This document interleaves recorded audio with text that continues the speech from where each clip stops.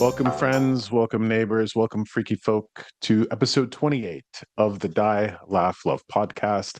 I want to thank you for being here. This is episode 28, and it will be the last episode for a little bit. I am taking an unintentional break. I am headed for Alaska. This is not anything that I was aiming to do. This kind of came out of nowhere. I have a 22-year-old son, and he's had one hell of a year, and that I don't want to call him a boy. I don't want to call him a kid because he is a young man. That young man has decided to get himself a job in Anchorage, Alaska. On August 4th, we are headed out and driving up there. I do want to talk to you about a little bit of a synchronicity that happened. He has had, like I said, quite a year. He's had a lot of pretty awful things happen to him for a young man. And he reaches out to me one day while he's at work. He works for a flooring company. He does tile and flooring, and he's very skilled at what he does. And he reaches out and he's like, "Dad, I think I want to move to Alaska. I think I want to go to Anchorage." And I said to him, "Bud, I don't want to hold you back, but I'm not sure you're in a good spot to be making a decision like this. When you have a lot of bad things happen to you and you make a decision like that, you're not really making it from a place of balance." So I try to dad him in the way that I can. And I encourage him to get himself a therapist because he has walked through life with a lot of trauma and a lot of PTSD. Good news is that he did follow my advice and he does have himself a therapist. He is working with somebody that's walking him through, to some healing, and I really appreciate that. But I give him this message that, hey, maybe you shouldn't get to Alaska. Maybe you should just take it easy, take a break, take an actual vacation from your job because he's a little workaholic. And I leave the house and I come to the studio. Now, I live in northern New Hampshire, northern Vermont, and on this one tiny road from my house to my studio, it takes about 15 minutes to get here, 18 minutes. I get behind this old Ford Bronco. This old Ford Bronco has a license plate, an Alaskan license plate with the words "Wear Out." It has the letters WEREOUT, "We're out." That was really weird. I talked to my good friend Maria about what was going on. And as I talked to her about Alaska, she happens to be in her mother in law's house going through old postcards. And as I'm talking to her about Alaska, she has postcards from Alaska in her hand. So then I said, well, maybe I'm over dadding him. Maybe I should encourage him to head on out. And he has decided to get out, new start. He is finding healing as he goes. He's working with somebody virtually, but we will be leaving August 4th, going up through Montreal over into Ontario, and it's a week of driving. And I'm looking very much forward to it. And I really am, how do you say, kind of talking myself off the cliff when it comes to, saying goodbye to your child who's going almost across the world. So I bring this up for a reason. The Die Laugh Love podcast is called the Die Laugh Love podcast because we have to do our damnedest to laugh and love before we die. No matter where we come from, that's the one thing that we all have in common. We're all going to die. We're all going to live. We're all going to die. And I think of all of the people who've lost their kids, whether to war or addiction or to what have you. There's a million different ways to lose our children. And I live in the age of video chat where he and I can Zoom. He can Zoom with my parents, and he is just a plane flight away. How do I get through that? Well, I get through it by giving myself the secret to life. And some of you have heard this from me, but I'm going to introduce this to everybody right now because I think it's going to be the basis of what we share here tonight. The secret to life to me is the answer to the question, what would I tell my child? What would I tell my child? What would I tell my kid? What would I tell my best friend? The problems that we have in our heart, the problems that we have in our life, we can essentially, generally speaking, get to that answer by going, well, what would I tell my kid? And if I think about my child having a son going to Alaska, I would tell him, hell, let him see the world, encourage him to go, encourage him to go. Don't be afraid. You live in the age of video chat. You live in the age where you're a plane flight away. He is able to live in cities. He's done it before. He is got great social skills. He has a skill set that will always make him money. He'll be okay. So I really have walked myself through that process by telling myself what I would tell my son. So I encourage you to see that. Now, I want to dive into what we're sharing here because I am a medium and I am a spirit channeler in that way. And I always like to think that the world of spirit is right next to us. It is right here. It's not a distant, detached dimension. I always think that our beloved dead and our spirits are on the other side of a one-way mirror that we would see in a cop show. And I'm just a guy that's somehow figured out how to bring messages from that side to this side. The last episode that I did, I talked about goddess energy and how that's in our life. I talk about a lot of heavy things, but tonight is supposed to be playful. And the words that kept coming through my mind as I was preparing for this session, two words in particular, and I don't mean to be cryptic at all in any way: cemetery dance. Cemetery dance. And what that means is, we're going to dance through the cemetery a little bit. I think of our ancestors who indeed had picnics in cemeteries. I don't know if you guys have ever heard of that, having a picnic in a cemetery. It used to happen, I think, in the 1800s, early 1900s. But I want to do my best to channel and move through a lot of spirits. I can't really control the process, but I kind of have set the intention that I want to move through and channel as many as I can as we're going through this. So, a reminder as to how this works: I'm going to have a spirit come to me. I'm going to start to describe that spirit, what they were like, what you might be like. And I need you to unmute yourself. I need you to wave and say, "Hey, I think this is my person." Because again, a reminder: the worst thing that you can do for a guy like me, and this has happened a couple times recently, is to not claim it. If you are here, there's a good chance that you could have a connection. If you hear something that sounds familiar to you, claim it. Wave your hand. I'll take you off mute. I'll unmute you. You can unmute yourself. We can share and figure out who they're trying to speak to.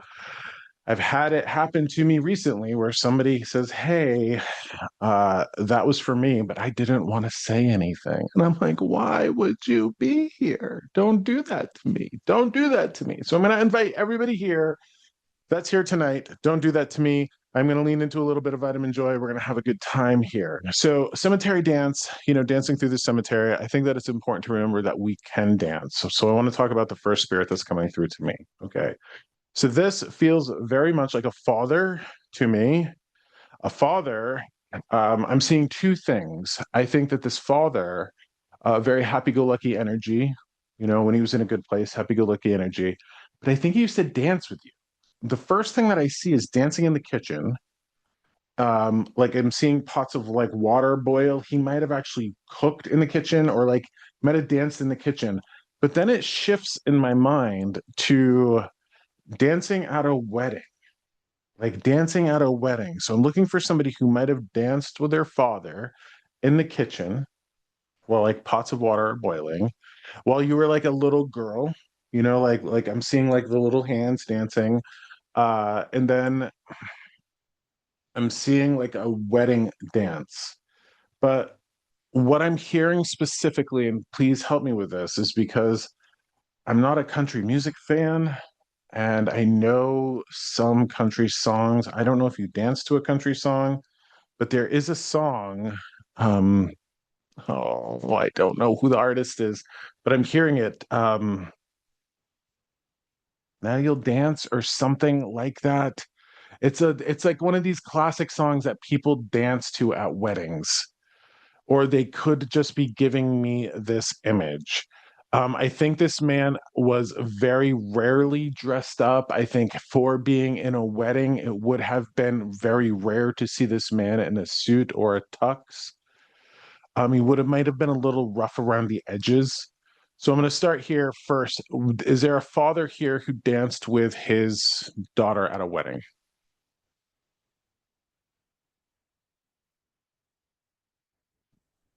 Yes. Hi, Deborah. Hi. Thank you for unmuting yourself. Hi. Hi. So, was it rare for dad to be in a suit or clothes like that?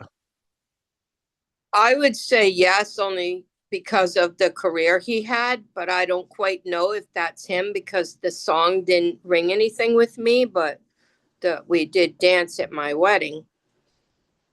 Okay. So hear me out on this. I'm not sure. Like, you got to understand how they work through me is like they're giving me symbols, like symbols, things that I've seen. I would have seen like people dance at their wedding, but this is like I keep hearing Leanne Rhymes. I don't know if it's a Leanne Rhymes Now You'll Dance song. There's sort of like this classic song that indicates like a dad dancing with a daughter at a wedding. So they're going to give that to me. Don't get too caught up on the song itself. I also want to ask, did you dance with dad as a kid?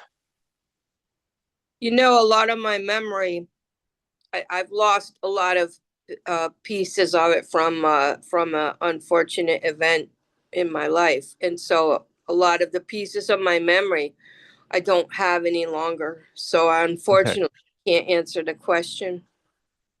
Thank you, Sally C. It is Leanne Romack. I hope you'll dance. So that's the song I was singing of. Deborah, the songs that are coming through for me, maybe you know that your dad might have listened to this.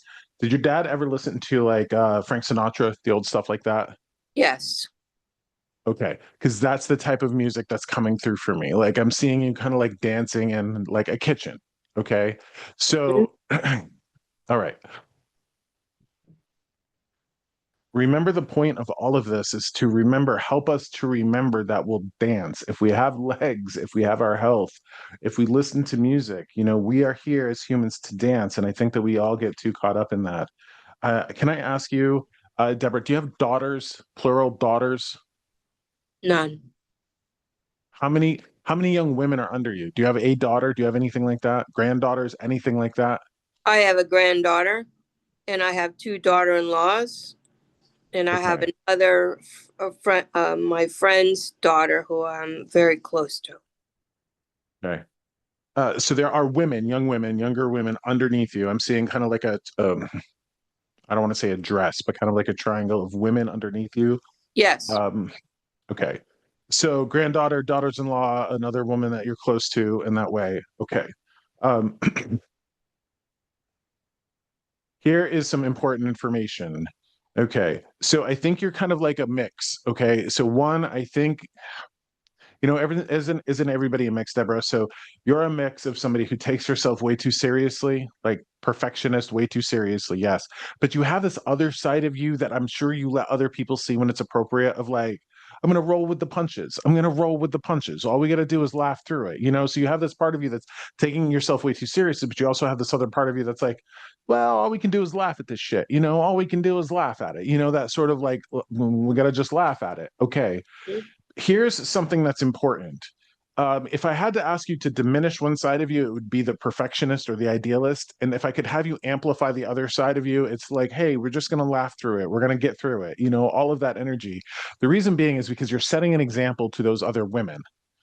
You're setting an example to those women. And I don't, spoiler alert, I don't want to like give anything away here, but each of those women, including your granddaughter, they're going to have hard days. They're going to have hard times in this life. Guaranteed, people are going to betray them and neglect them and betray them. And they're going to have hard days. They're going to have trauma. You know what I mean? They're gonna have bad things happen to them. But it's important for the word that's coming to me is the matriarch, you as a matriarch, to show them, hell, just laugh it off. We're just gonna laugh it off. Um, I will encourage you to crack your really inappropriate jokes. Okay. Like, I will encourage you to crack your inappropriate jokes, to have a good sense of humor when things kind of hit the fan. Okay, to lean into that sense of humor, because you're showing them that sense of humor is a good way to get through things. Now, you danced with your dad at the wedding, but why am I getting from him that he wished he'd seen more of your life? I get that he passed early. He did. He did. Yes. So what I'm getting from that is like, sure, he was there at your wedding, danced with you, but there were so much other parts of your life that he didn't see. None of it. None of it. Okay. So he did see it. He just wasn't here in person to see it. Okay. He just wasn't here in person to see it. He wants you to know that, you've done a really good job getting through all the storms of your life. You've done a really good job getting through all the storms of your life, and you have to know that. Yet there's something about you kind of, oh my gosh. Okay, so Deborah, I'm going to get into your heart here. We're going to share heart stuff. Yeah, he's asking you not to give up. You have plenty of life to get through. There's great things in your future if you build them and if you look for them. He kind of gives me the impression that you're kind of done giving up. You got to keep dancing. You know what I mean? You got to keep dancing. You got plenty of life left. He's watching you and he wants to dance with you. He wants to dance with you. He also says, you need what is this? You need a goddamn new pillow. You need a new pillow. He's talking about neck and shoulder stuff. I don't think you're sleeping right. I do need a new pillow. You, I do. okay. Okay, take care of his daughter. You know what I mean? Like if you're getting like neck and shoulder stuff because you're sleeping incorrectly or improperly, take care of his daughter. But he is from here the biggest cheerleader. And oh, this is like his big regret. His big regret. Okay, he was too John Wayne-ish. He was too strong silent type. He didn't tell you what you meant to him. He didn't have that. He didn't have it in him. He didn't have the opportunity. He's really proud of you. He's really, really proud of what you've done and what you've made of yourself. In fact, oh my gosh. So hear me out on this. All right, Deborah, what he's doing for me right now, and he's telling me to shut up, just shut up, stop talking. And he wants you to share with anybody here what you've made of yourself. What are you proud of? I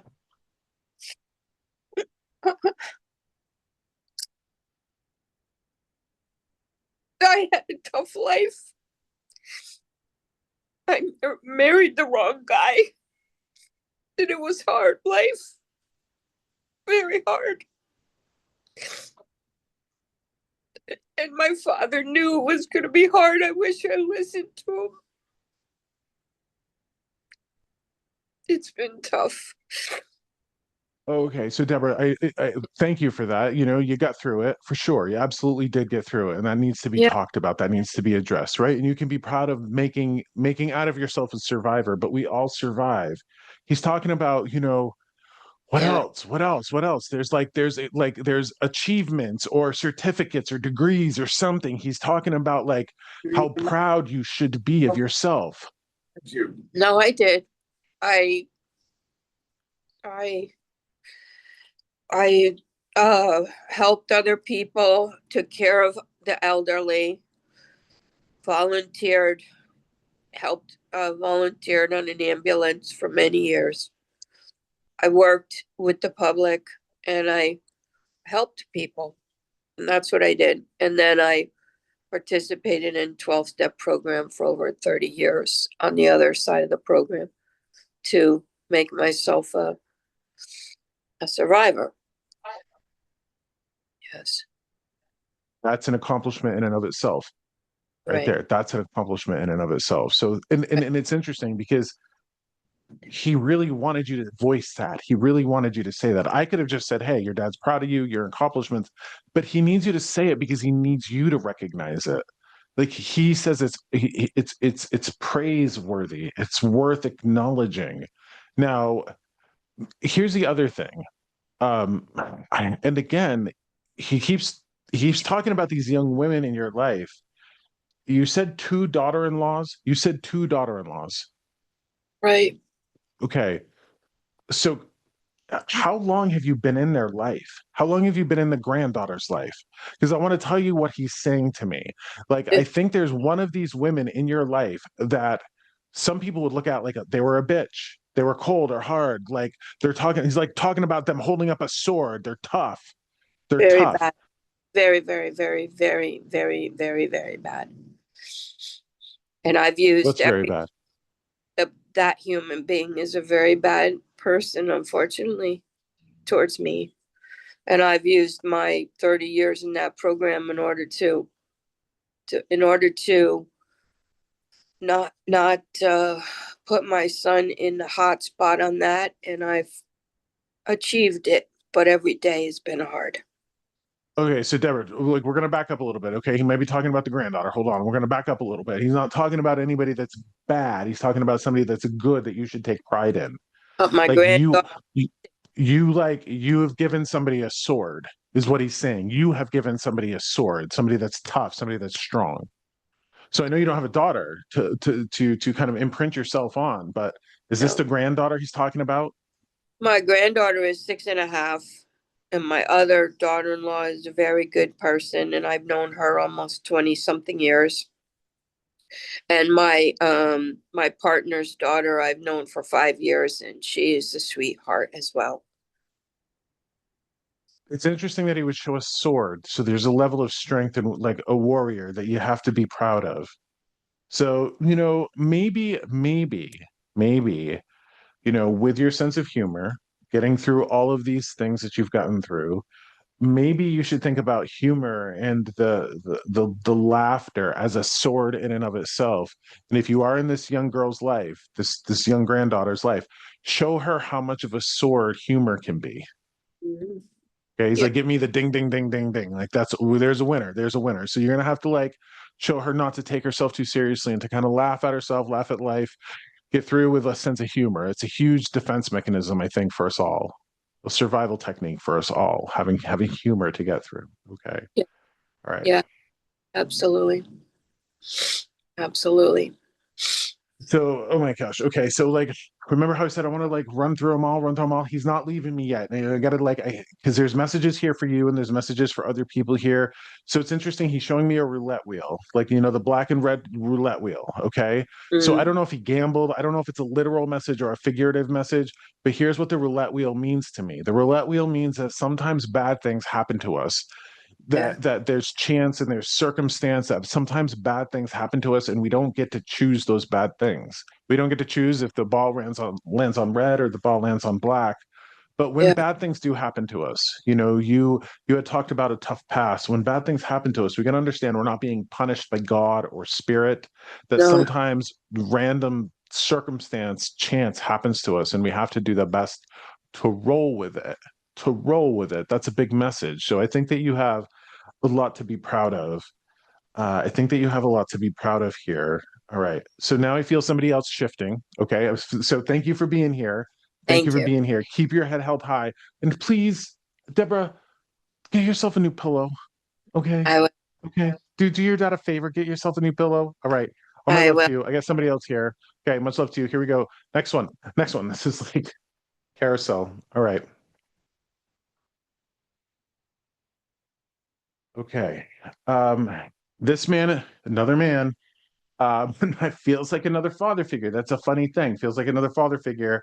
Doesn't necessarily have to be an actual dad. Could be a grandfather, stepfather, person like that. He's talking about teddy bear.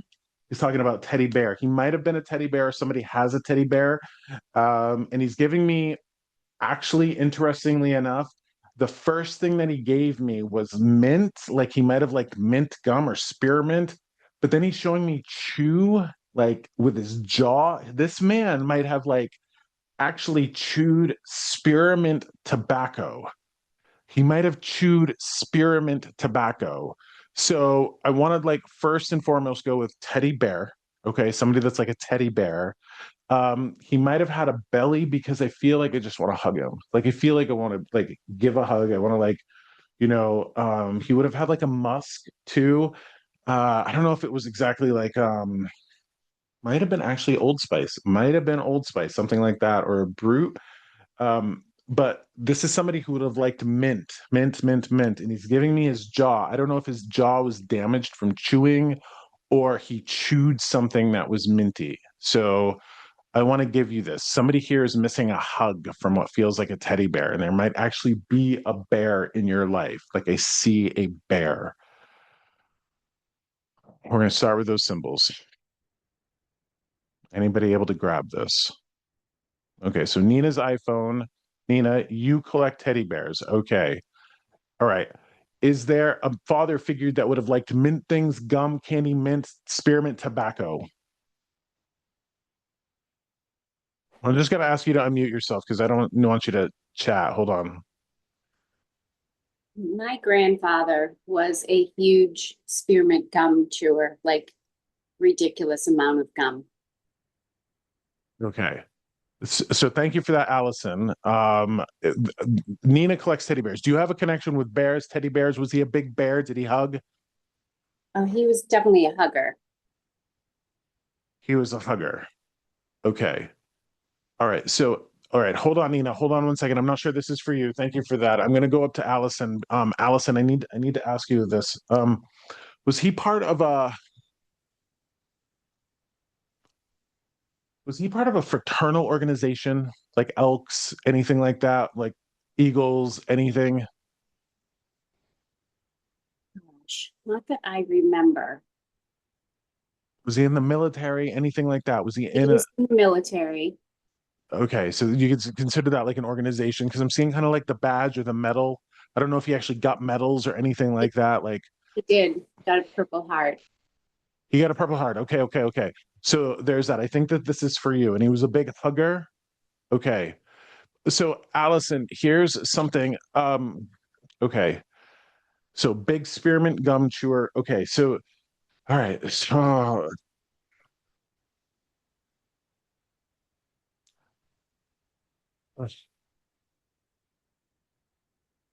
you and I are just gonna have to have this conversation. So this is hard to hear.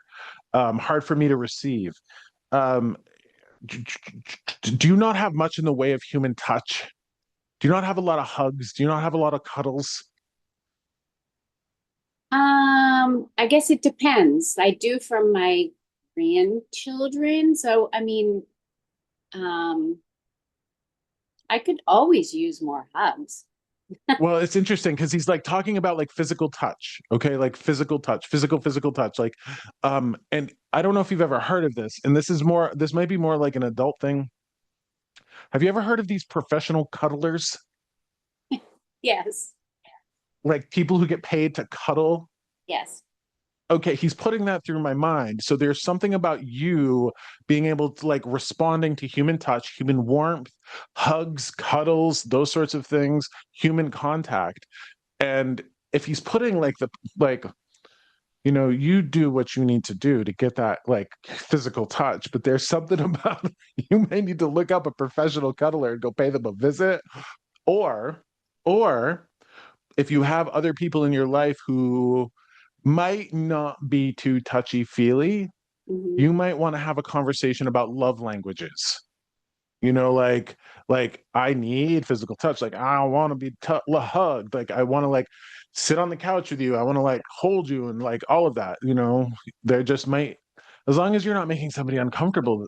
It, and you can't assume that people in your life are mind readers. So if you need more physical touch, say those words. You can't assume that the person sitting next to you on the couch understands this. But there's something about well, okay, interestingly, he says that the physical touch is the key to longevity, and he wants you to be around forever. So this is, well, as long as possible, but this is like how babies thrive when they're held. Little babies are like they thrive when they're held, they don't thrive when they're neglected.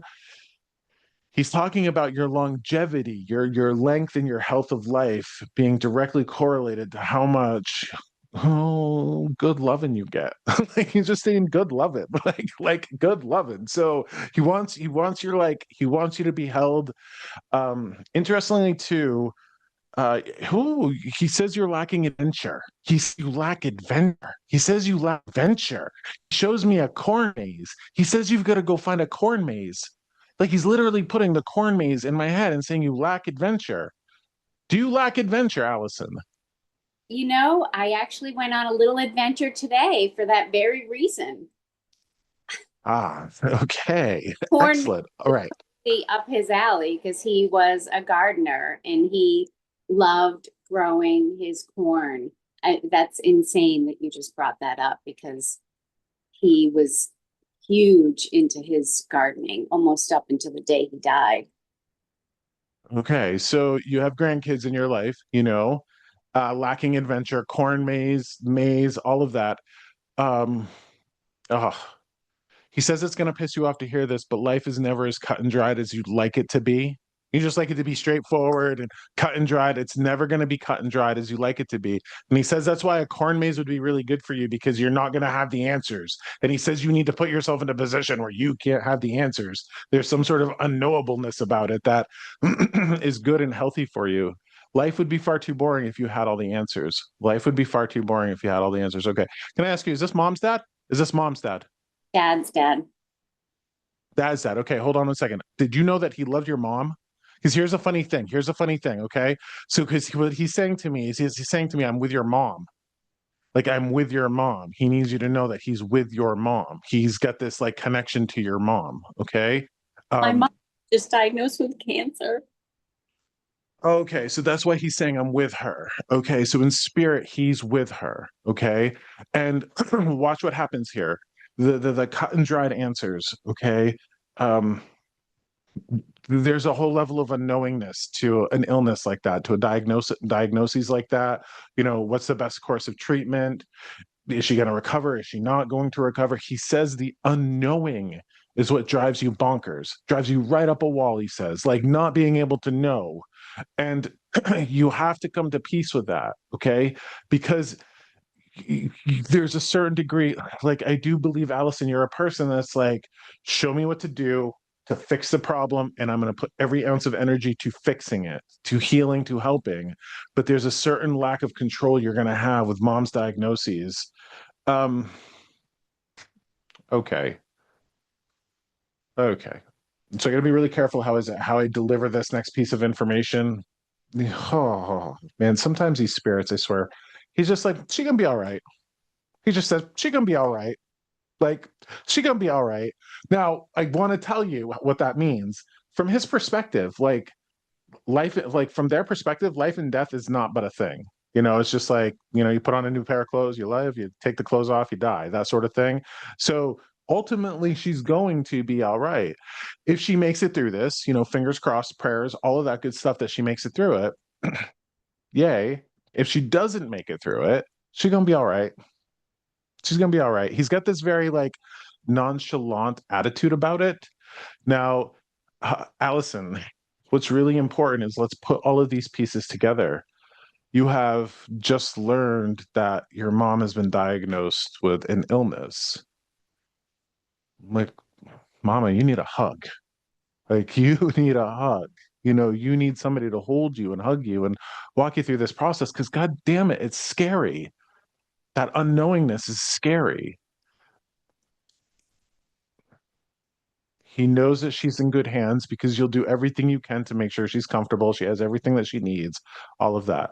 So here's a matter of being having faith in yourself, being faithful to yourself, and having faith in yourself that you'll do everything that you can to make it through.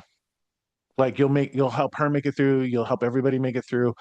But God damn it, ask for a hug. You know what I mean? Just ask for a hug, you know, because it's not a sign of weakness. And you can't expect the people around you to be mind readers, you know, because if you are tough, Allison, if you are in control, Allison, if you're, you know, got it together for everybody at every moment of your life, maybe they don't think you need a hug. You know, maybe they just assume that you're, you know, tough as nails. And, you know, somebody who's tough as nails doesn't need a hug, but we all do. So I think that's really important for everybody. You know, when you go through the hard things, if you have a physical body in your life, kids, grandkids, other people that are around you, partners, ask for a hug. Because there's like that serotonin, dopamine, like endorphin thing that happens. It's good. It'll help you get through it. So if not, God damn it, Google professional cuddlers. Go lay with somebody for a couple hours. It might just do you good. Okay. Oh my gosh. Okay. So he's back to the adventure thing. We're not shifting out. We're not shifting out. He's talking about a treehouse now. Like, you need a treehouse. Like, I don't know what this is. I don't know if it's a treehouse or a she shed or what, but like there is some childlike joy that is gonna do you really well right now. So you know what a treehouse represents, right? Like the escape, the play, all of that. Did you happen to go get a little bit of that today with your adventure? Did. Okay. Yep. Did it sustain you a little bit? Did it fill your cup up a little bit? It filled my cup a lot. Yeah, it did. Okay. Yeah. Is that something you want to share with people that you did? Is it something that other people could take a page out of your book? I had an appointment today in Exeter, and just before, I had finished my work day, and I just as I was leaving, I was walking through the garage, and there was my paddle board, and I'm like, fuck it. And I threw the paddle board in the back of my SUV and grabbed all my stuff and a bathing suit and all of that. And I'm like, as soon as I'm done this appointment, I'm just gonna Google like where's the best place in Exeter to put in my paddleboard. And there I was. I saw that it was quiet, it was peaceful. I saw snapping turtles and rabbits and ducks and it was just it was perfect. I didn't see another human being. I could hear people, I could hear things around me, but there wasn't anybody else around. So it was perfect. It was absolutely perfect. All right. I love all of that except for one little piece. So grandpa's talking to me about one little piece. Poor Okay, Sam. hold on. Okay, hold on. Did you actually let anybody know where you were going? Okay, I don't think you did. I did not. Okay. So, okay. And Girl, there might I be a thought serial about that killer when I loose was in on New my England. paddleboard. I'm like, I probably should let somebody know that I'm in the middle of this river, whatever. Yes. Yes. Okay. So watch that's fascinating. As you're talking to me about this, grandpa's here going, yeah, you didn't let anybody know where you were. Okay. So, all right. Good for you. Good for you doing the thing that you needed to do. But next time you get it like a hair across your ass and like go out on a whim, like you should, like you absolutely should, send somebody a text, like let somebody know. I know it's actually so unlike me to do that, especially in light of that poor woman getting murdered up in Maine on her paddleboard. I'm like, oh, What are you doing? I know. Like, you need to take care of yourself. All right. You did take care of yourself. You just forgot one little piece. Okay. You just forgot one eensy little, like 10 seconds to send somebody a text. Hey, I'm here. I'm paddleboarding, all of that. Okay, Okay. noted. That, love him. I love him for being here with you. Okay. I love him for being here with you. And he's reiterating that message that she'll be okay. You know what I mean? She'll be okay. We live in an area of the world where there's some pretty good health care. You know what I mean? So she's gonna be in good hands, all of it, no matter how it shakes out, because I'm not gonna be here to promise you puppies and rainbows. No matter how it shakes out, she's gonna be okay. Okay. So just text somebody the next time you go paddle boarding, please. That's it. That's his message. Okay. That's his message. All right. Um, you know, Deborah needs to get a new pillow. You need to text people when you go paddle boarding. All right. See, this is big dad energy here. Okay. All right. So here we go. Thank you for being here. I got somebody else coming in. I'm going to put you back on mute. Thank you for doing that. And okay. So thank you, Brandy. Everybody feel free to chat in. Everybody read the chats. Big family here for this evening. All right. So one of the things that I have to stress here, why I do this, I do this for free, right? Like anybody can show up, anybody can listen to this. This is all free. There's a reason why I do this. Because one, I want to like help humans, right? I want to like, I don't want to get caught up in like, you know, it's interesting. Hold on. Something that I just learned here. You guys have heard the expression, the road to hell is paved with good intentions. Okay, the road to hell is paved with good intentions. Here's what that means. Uh, intentions require actions. So, like, you could have the best intentions in the world, but if you don't take actions to follow up with those intentions, well, that's how you get to hell. So, the road to hell is page with good intentions. My intention and action here is to help humans find some sort of peace and connection to their spirits that are with them. But the other side of the coin is this: I do this to help spirit. I do this to help spirit, not just humans, but spirit. Because, for instance, Deborah's carrying a fair share of suffering. Her dad's with her, doesn't want her to suffer. Allison is handling some pretty heavy stuff right now. She's got a grandfather with her that doesn't want her to suffer. And if we can find peace in our life, we give peace to the people that are in spirit. It's not all puppies and rainbows over there. And that's leading me into the next person. Okay. Oh, I believe the person. Okay. There's a man who's coming through. He feels like a brother. I think your mother is still here. Okay. There's a man that's coming through. He feels like a brother. I think your mother is still here. He's giving me the taste of cheap, cheap beer like Budweiser. He's talking about how he was responsible for his own passing. He's talking about how he was responsible for his own passing. Like he would have either given himself an illness or a sickness from his neglect or he hurt himself. He hurt himself. So he is owning it. He is owning it. He hurt himself. He contributed to his own passing. He was neglectful. Might have drank himself to death. I don't know. I just keep tasting cheap, cheap beer. So anybody here lose a brother? That might be my Anybody here brother. lose a Sally? You lost a brother? Oh, yeah. Okay, hold on. Many Is years mom ago. still here? Yes. Okay. So I want to give everybody a chance to grab this Yes. first and foremost, okay, before anybody else, okay? So I got a brother. Did he like cheap beer, Sally? When he was younger, yeah. When he was younger, like the Budweiser Coors, like the it's kind of like nasty to me. Yeah, we were Um, Budweiser kids. Budweiser kids. Okay. So, was it cancer, Sally, that he got? No, he got AIDS when it all He got first AIDS. started. And kind of, I feel like he felt like it was inevitable, so he did nothing to prevent it. I mean, he admittedly said that.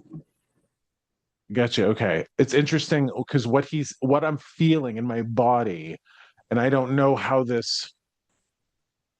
I'm feeling, and that's an autoimmune, the deficiency disease syndrome, what have you. But I'm feeling in my stomach, like my stomach hurts. I don't know if you remember anything about his stomach hurting.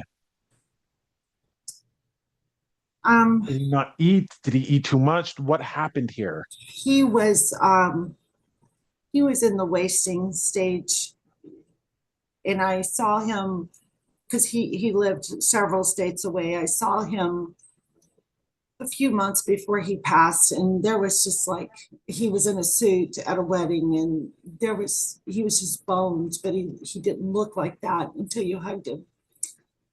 And I do feel Okay. like he helped himself pass. Okay.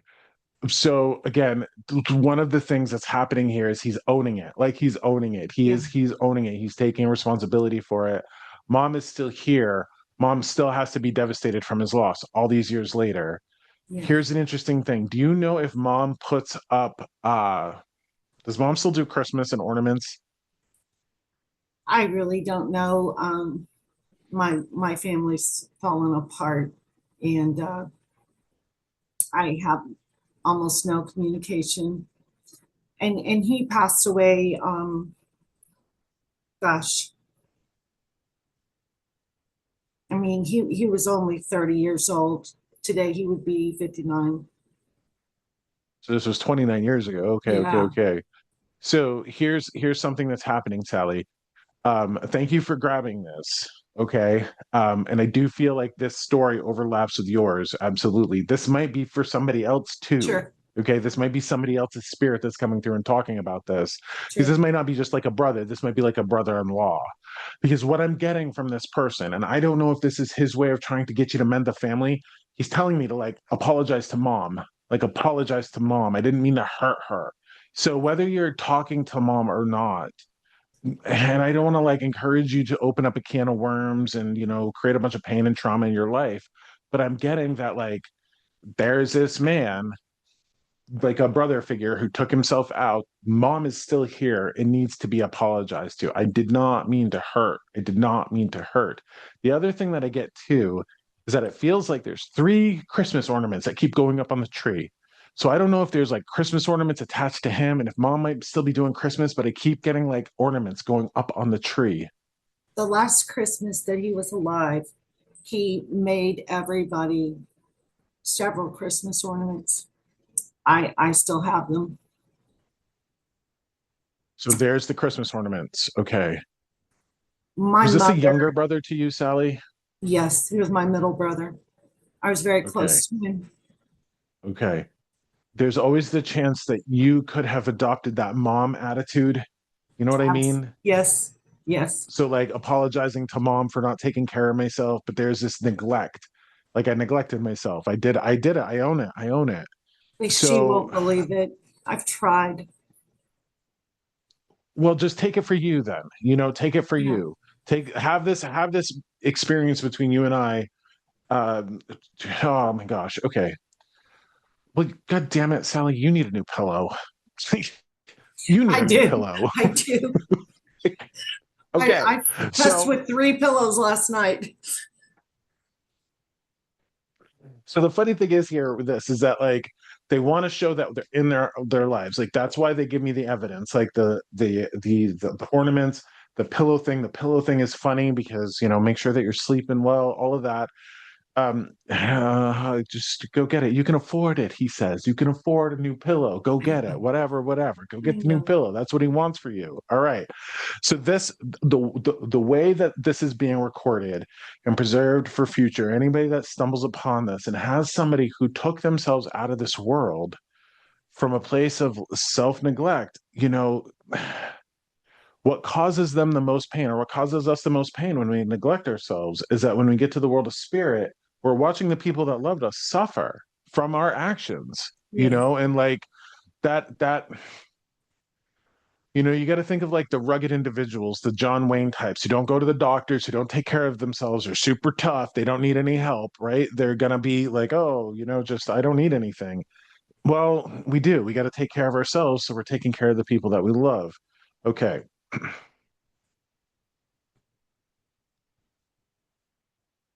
I have to say this to you because I'm not sure you're being very graceful to yourself. And again, we're talking 29 years 29 years in the past. He knows that you thought he was a son of a bitch. At times. Yeah. Yes, And he he knows knew he this. was. Yeah. Yes, yes, yes, yes.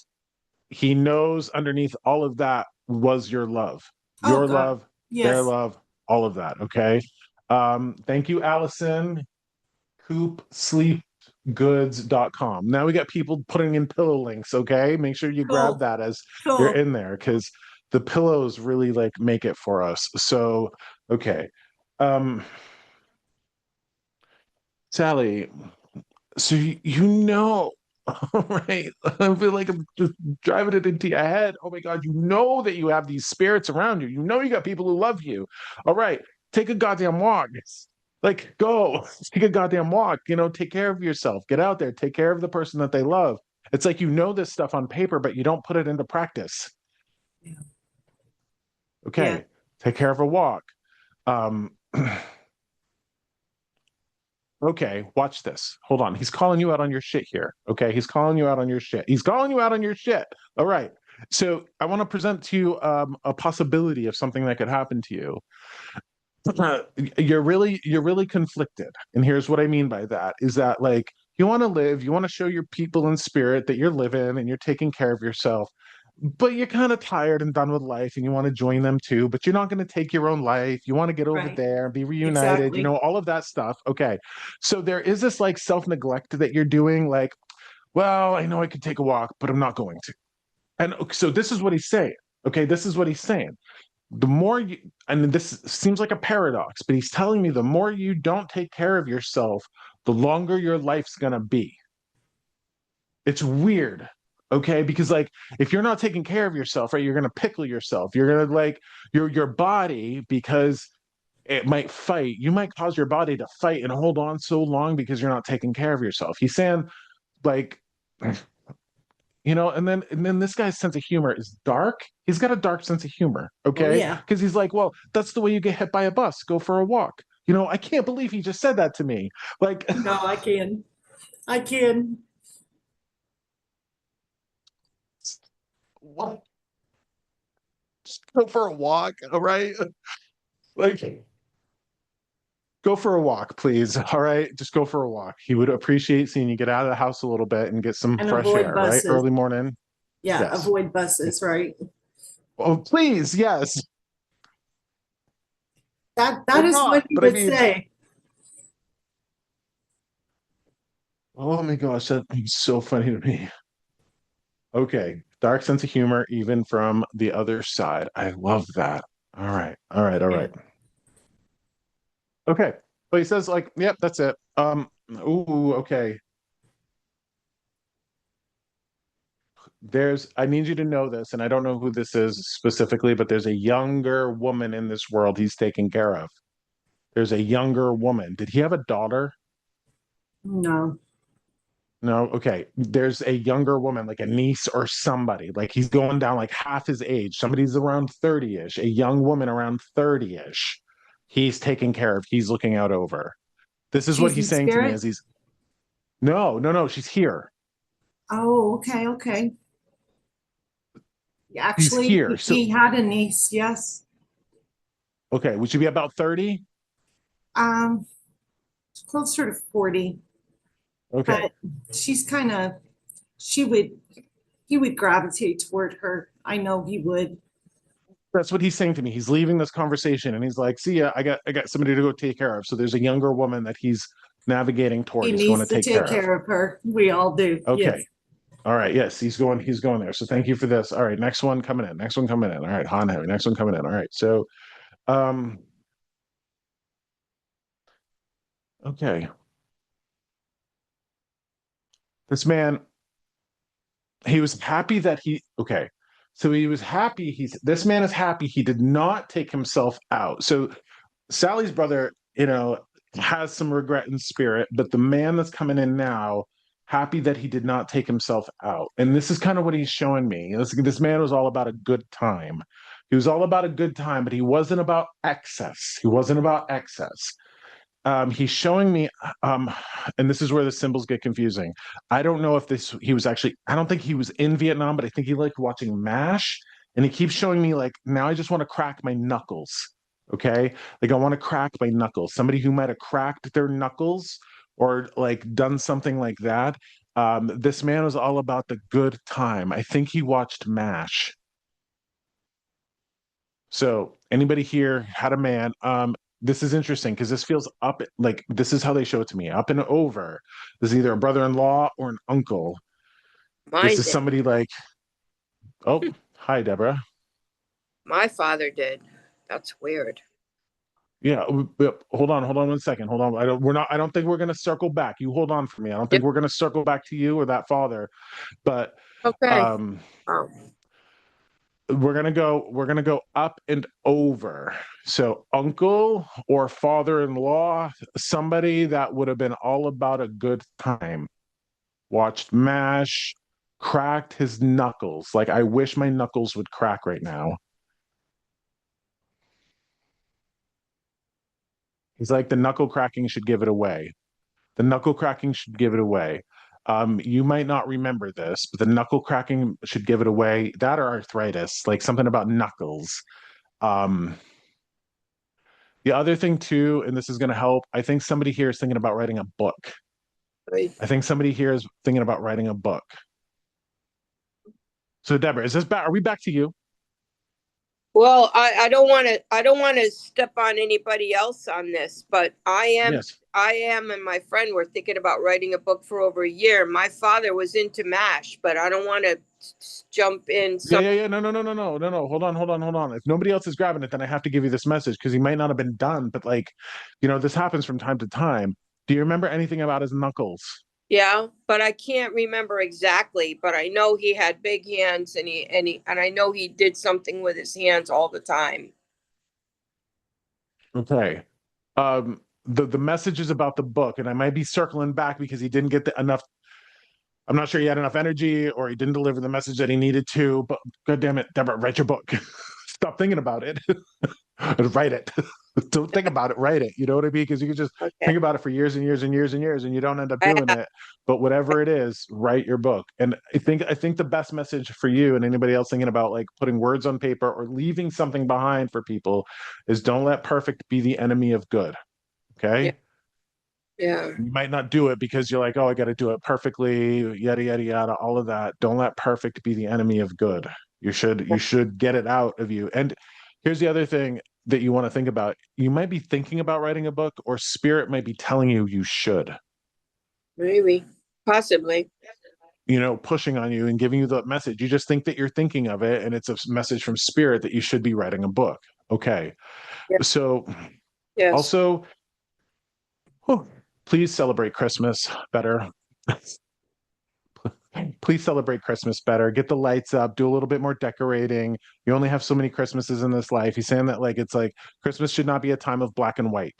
Christmas should be colors and lights and colors and lights and smells and tastes and sounds and all of that. I think your Christmas is a little blasé. And it's interesting because they get the message that's not how I raised you. So he must have loved Christmas. He must have loved Christmas. He must have done things with Christmas. So there's that like that's not how I raised you. So take that and run with it, and remember, you only have a certain amount of time left, so you should write the book. The book's not going to write itself. He loved Christmas and he died 4 days after Christmas. Oh, okay. So that might be giving you that like that like difficulty in celebrating it because his death was close to it. But they they want you to celebrate it. They don't want us to get caught up in the doldrums or the black and white. He says doldrums is the perfect word. Life is too short for the doldrums. Life is too short for the doldrums. So, you know, g- Mm. wait. Did mom make a bunt cake? Yes. Okay. See, here's the dad finger. Okay. Here's the dad finger. You got a bunt cake to make for Christmas. Okay. Like he's showing me like a bunt cake. Do as your mother showed you here. Do as your mother showed you. All right. Make the bunt cake, celebrate Christmas. You only got so many of them left. We all do. We got to make the most of them. If I'm 46. If I have 40 Christmases left, I'm 86, right? I only have so many Christmases left. I got to make the most of them. So make sure that you're making the most of yours. Write the goddamn book, Deborah. Write the book. Write the book. Okay. He's saying that he'll help you. So, like, how's he going to do that? By guiding you as you're in that process of writing, guiding you as you're in that process of writing. That is a kick in the pants for anybody who would feel like they would have to write a book. Okay. I've been thinking about that for many years, and I started thinking about it more intensely in the last year or two. Well, the grains of sand are running out of your hourglass. Yeah, it isn't like a fairy tale book. I guess that's why I've been hesitant. So it's harder. Well, there's going to be some sort of wisdom that comes from it, right? Yes. Yeah, a lot. Okay. Yeah, a lot. So I want to back up to the original reading that I gave you, like when we first connected here, right? That one, I think you'd write a book with a sense of humor. Two, you know, I think other women, especially the younger women in your life, would benefit from whatever story you'd write. Well, um, yeah, probably, but I'm thinking of doing it more anonymous because then I would put my children out there, and I don't know if I want to do that. Haven't decided yet, but the aspect of the book has been weighing on me for a very long time. Okay, do it anonymously. Do it. If it's weighing on you, what that sounds like to me is that spirit's pushing on you. Mm, Get that into print. yeah, Maybe you publish it anonymously or under a pen name. You know what I mean? There's a million right, different options for you to do that. right, Um, exactly, exactly. okay. That's funny you mentioned MASH. That and that I yeah, that just put me right over the edge. That did. Okay. So all my love to you. Thank you. He was apparently not done. You know what I mean? He was apparently not done. So I don't have control over this. So I'm gonna go to the next one. Thank you for this. I'm gonna mute you because I got somebody else here. All right. Okay.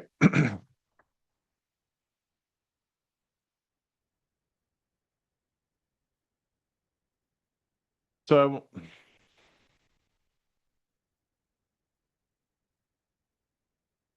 I want to kind of like illustrate what I'm experiencing right now because it is very peaceful to me. It's like as I'm like I think I'm in a memory right now, and he's this man is talking to me about how the world stood still in this moment. It feels like a love. This feels like a love. This might be an old boyfriend, old husband. This feels like a love. Now, I want to show you where I'm at. I'm at the top of a Ferris wheel. It feels like the Ferris wheel has stopped. We're at the top of it. I feel like I'm holding hands with this man, or I'm holding hands with you.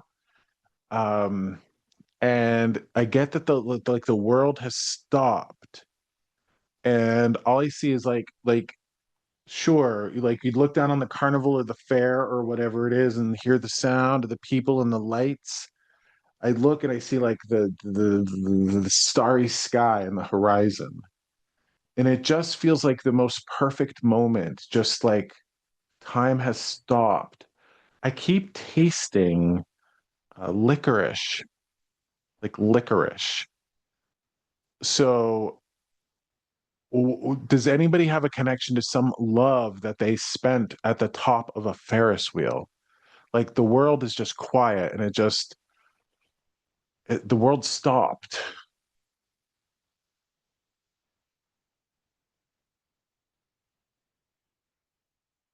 I'd have to dig deep on this one. This might have been many years ago, like boyfriend in high school sort of thing. You know what I'm tasting here? Watch this. Don't get caught up on don't get caught up on love. This might be you know what I think this is? I think this is that black licorice gum. Black licorice gum. Do you guys remember that the blue packs of black licorice gum?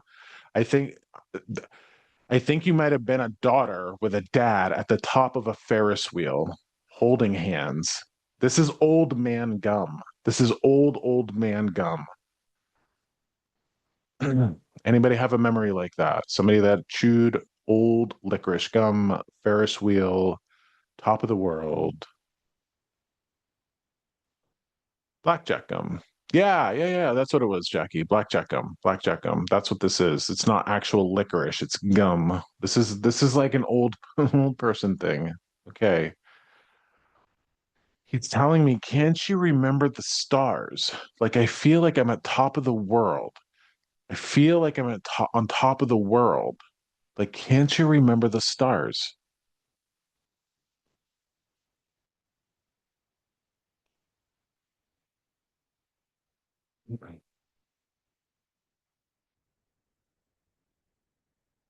I mean, somebody's got to grab this because I'll just stay here forever with this guy. I swear. Like, I'm going to stay at the top of the goddamn Ferris wheel looking at the stars with this Okay. man. Nobody remember going to the fair, I carnival.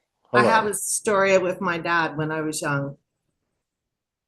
I What don't is that, remember Sally? I don't remember the gum, but we were at a county fair and I would have been 5 or 6. And my dad took me up on the Ferris wheel. And the Ferris wheel stopped at the top, and it was nighttime and the stars and the moon. And when the Ferris wheel was over and we got off, I found out, or my mom accused my dad of only taking me on the Ferris wheel so he could look down into the peep show because there were peep shows at the fairs back then. And 6-year-old wouldn't notice. But knowing my dad, he did 2 things. He took his daughter for a Ferris wheel ride, and he got to look down into the peep show that my mom wouldn't let him walk into. So even if it's not me, funny memory that I had totally forgotten about. Well, it's funny because like I can like as I'm like looking at the stars and like what have you, I am distinctly feeling like I'm looking down at the people too. Oh So I my bet you're God. right. I bet your mother was right. She probably was, knowing my dad. But she wouldn't let him go in because the kids were there. And yeah, For reasons, right? For reasons. And I also ask you, Sally, as I was feeling like looking down on the people, okay, I want to like talk to you about a feeling that I had. And like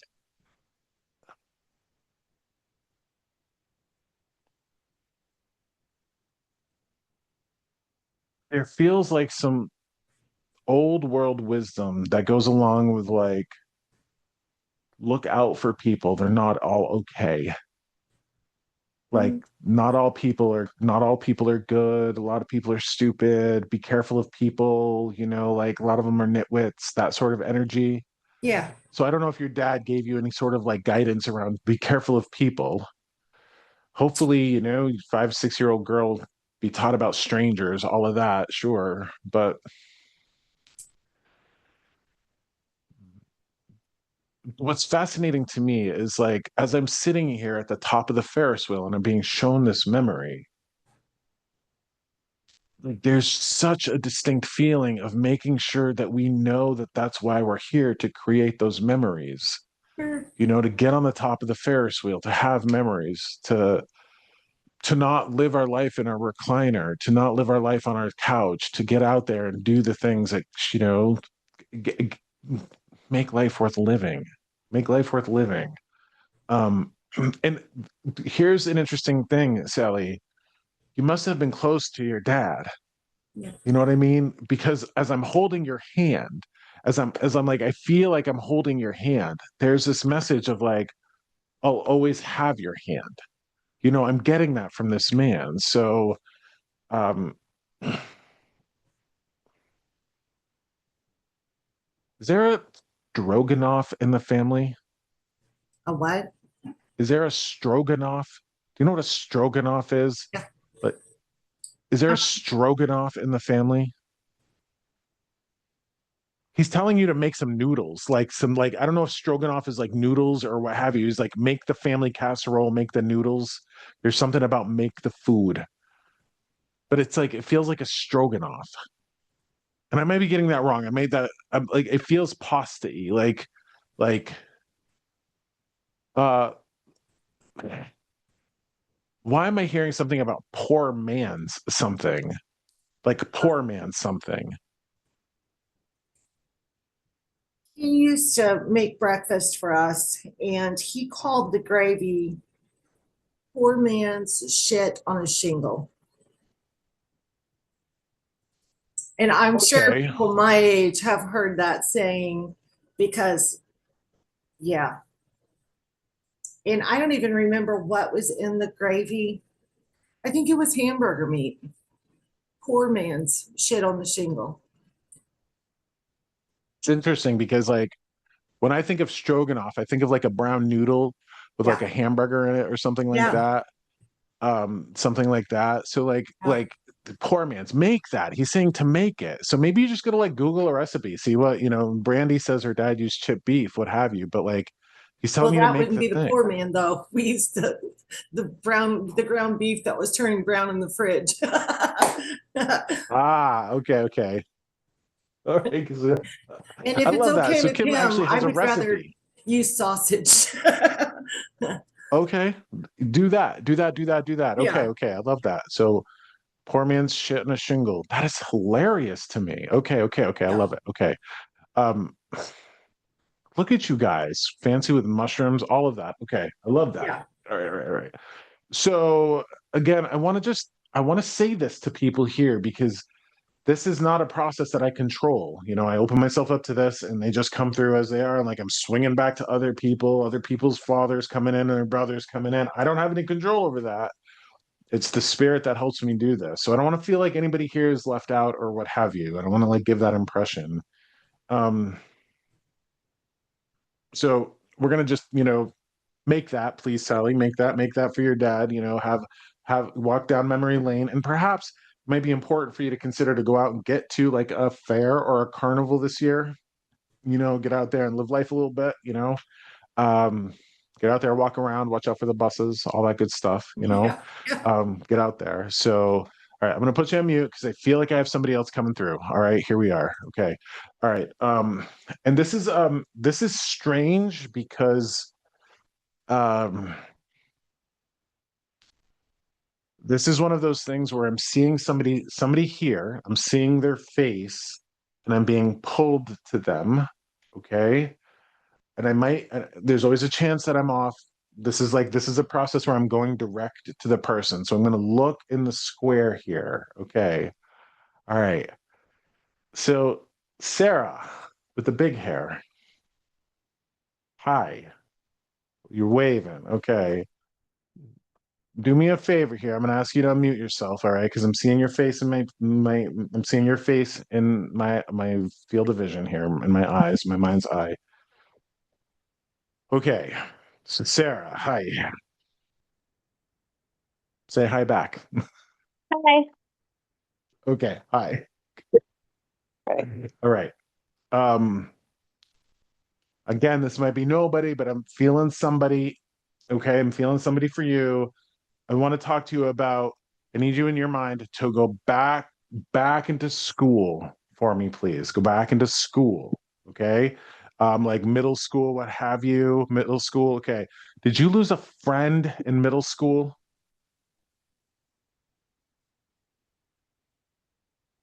I feel a male friend for you. I feel like a male somebody. They might have grown up with you. Here's the thing, Sarah. Can I ask you, are you thinking about going back to school? I literally just had that thought today. Um, I don't remember. I know there were a couple kids that had passed away in school. Nobody that I can remember specifically. Um, So hold on. This is a male, like, okay, the male, might have passed away when you were younger. I think somebody would like kind of punch you on the arm a little bit. Okay. So this is somebody that's with you. It feels like they would have passed when you were younger. You might have been super young and in school when they passed. Okay. Like think buddy sort of thing. Like this could have been a grandpa that passed when you were young and he just had that buddy energy. But here's this thing for you is that like have this playful, youthful male spirit showing me you in my mind's eye and like tell her to knock it out of the park. Like, go back to school. Let's go back to school. So you just had that thought today. Okay. I think that yeah, there's a reason why you might be challenged around this and hear me out on this. Okay. yeah, There's a challenge here. Okay. So, like, oh, here we go. All right. So I think you'd make a fantastic nurse. I think you'd make a fantastic nurse. I don't know if it was nursing school exactly that you were thinking about, but this person that's with you is very much like, well, she kind of hates people. Like, like she'd make a fantastic nurse, but like burnt out on people. yeah, definitely burnt out on people. I was going to school for special education. Um, and with my disabilities and things, I ended up dropping out, and it kind of put everything on hold and put me like in a position that I really didn't want to be in. Um, like spend a lot of time at home, and but like I could substitute teach, but I don't like a lot of the people in the school system anymore, and so that's kind of it. And I live in a building with a lot of elderly people, so I do take care of them. Um, I kind of take care of a lot of people. Like, I have a friend that'll fall off their skateboard and come over and I'll patch them up and things like that. So, yeah. So, Sarah, the more I'm connected to you, and the more like this guy here is encouraging you to knock it out of the park, there's more of him that's present. Okay, so I'm going to give you more clues about who this person is. All right, so I've already talked to you and like folks here about people that regret their life and the things that they did and like how they took themselves out. Do you know of anybody that might have passed away from an overdose?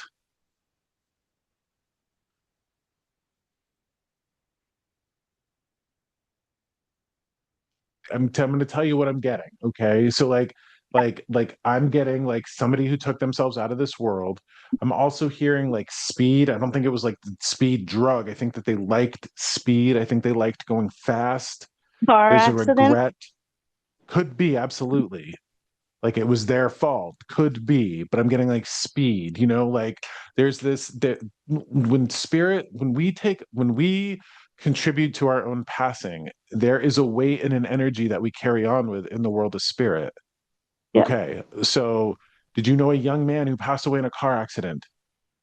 I did. Okay, did you know that he loved you deeply? That makes sense. That makes Okay, sense.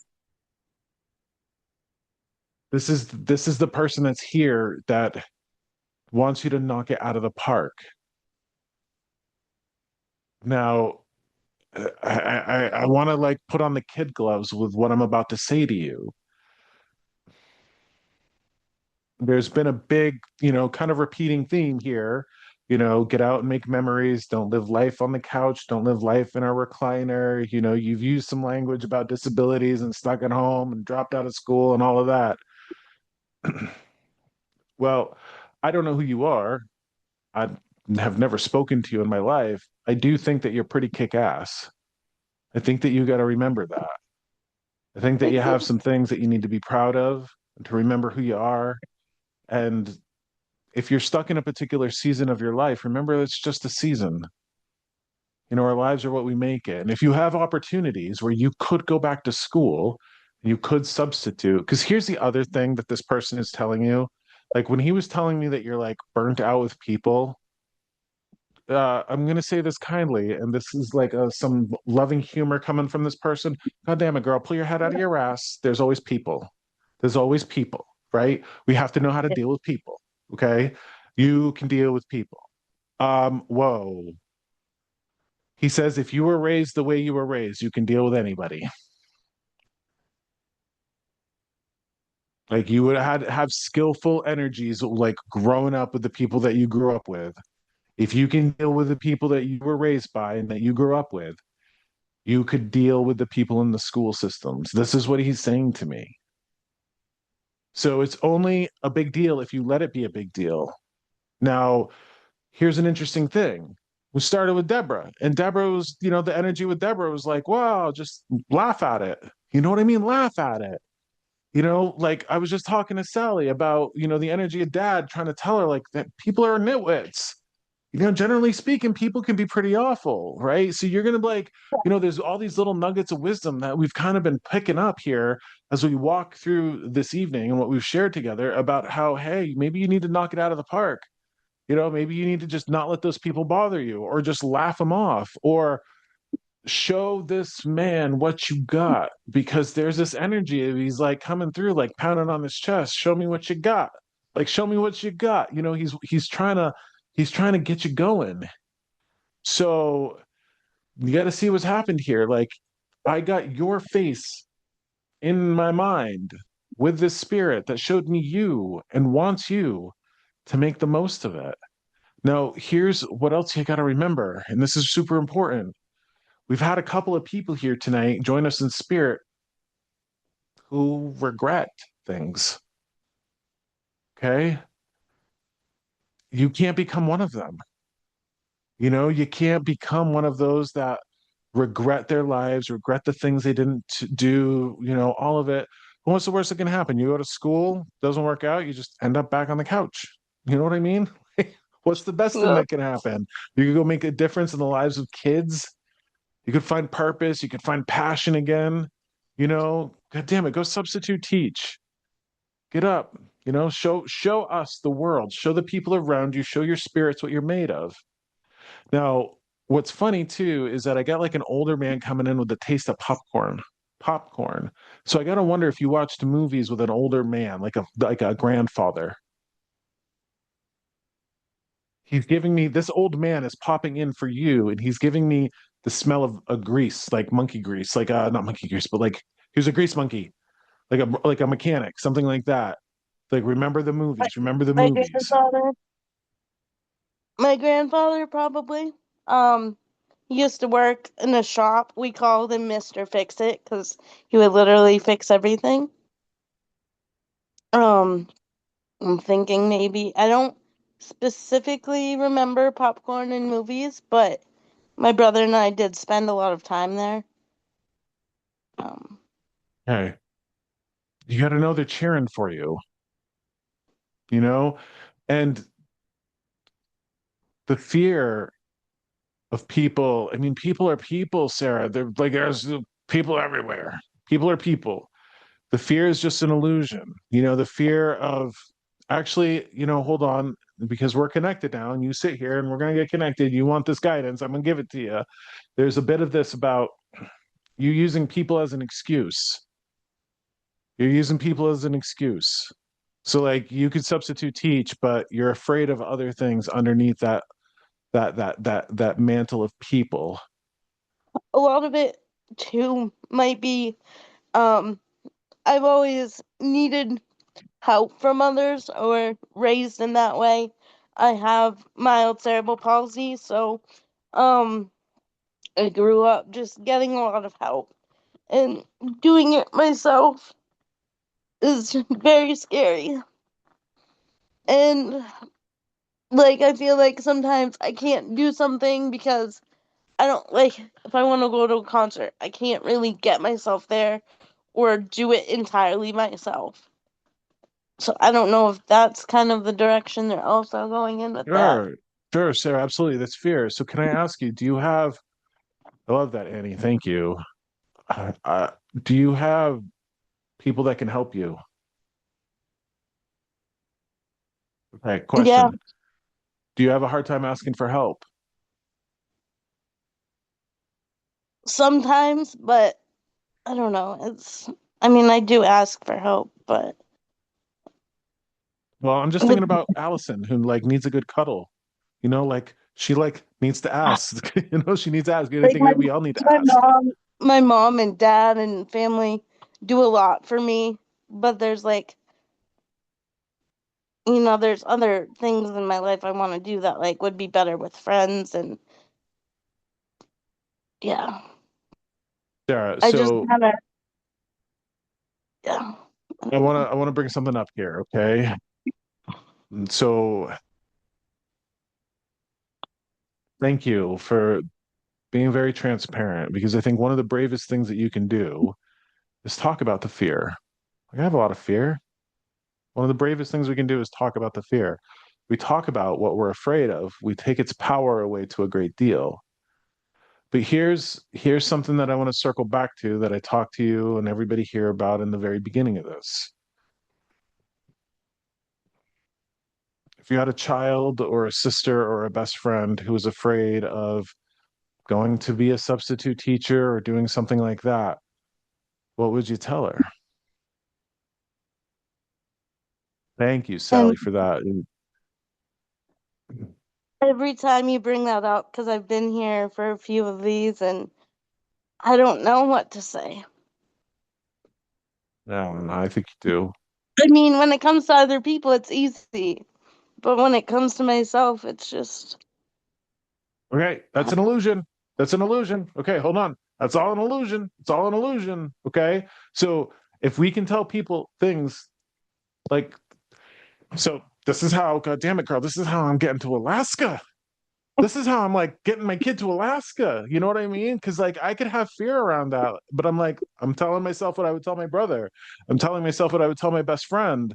I'm telling myself what I would tell you or anybody here. So you got to think about what you tell other people. And then the key is this, you got to tell it to yourself.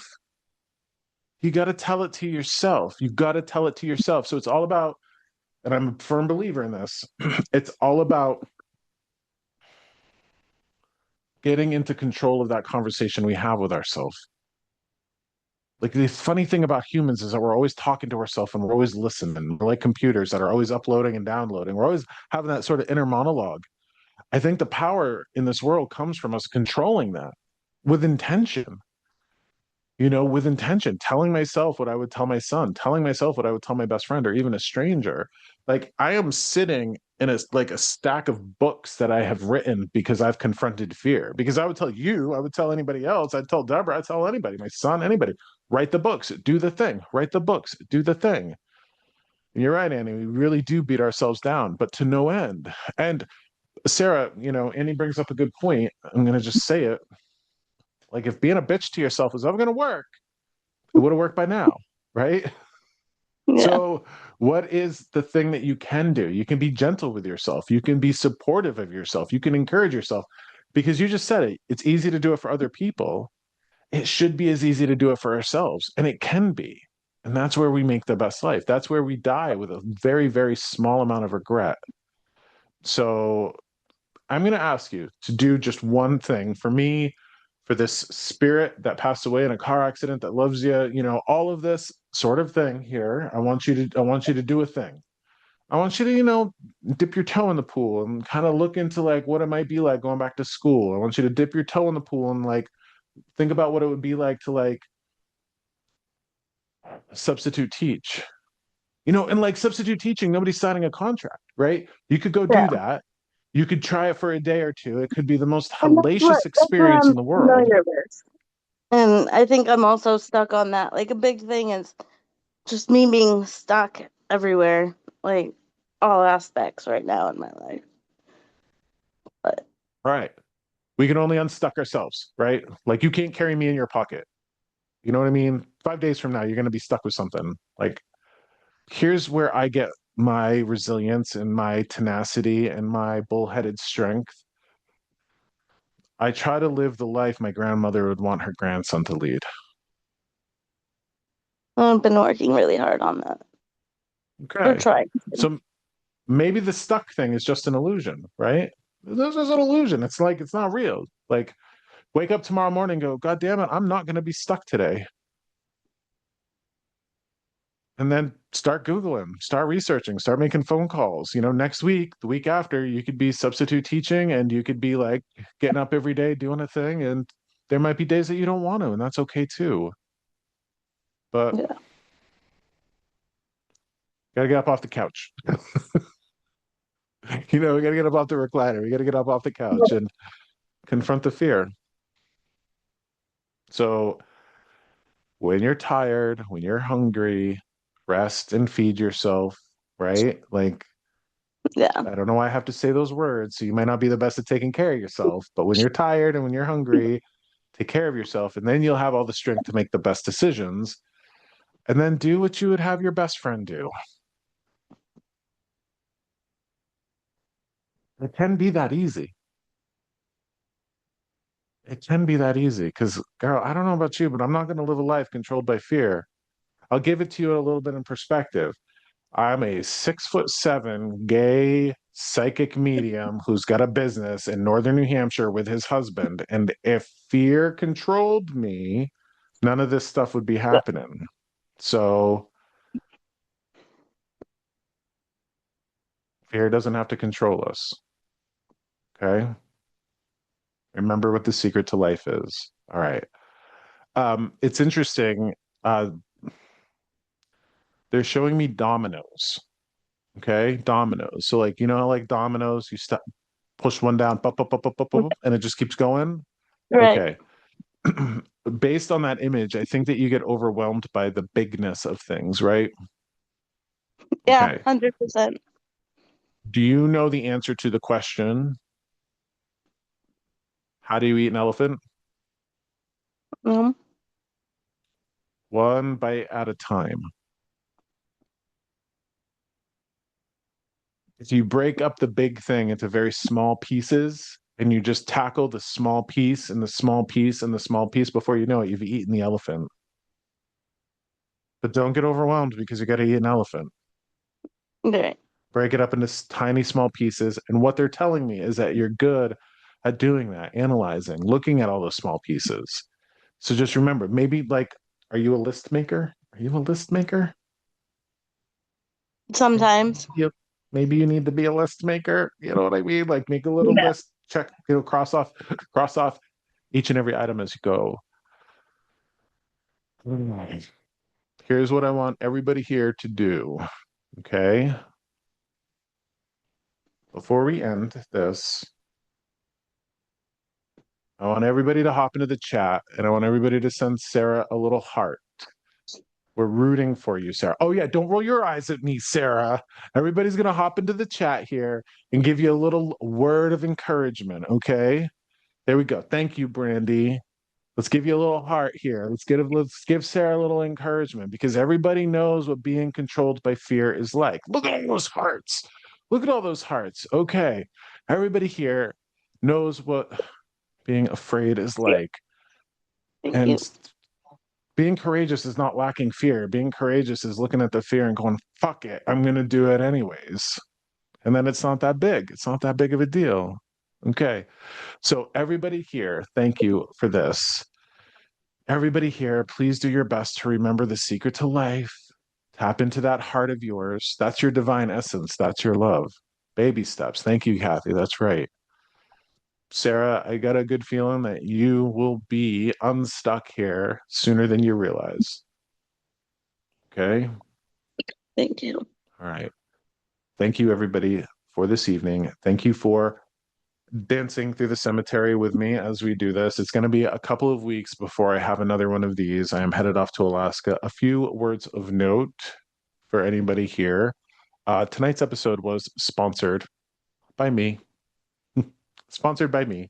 On the page where you would have found the Zoom link, there is a little bit of a donation button if you want to buy me a cup of coffee for our time here tonight. Nobody's obligated to do that, but that's something that helps me keep the lights on and pays for Zoom and all this good stuff.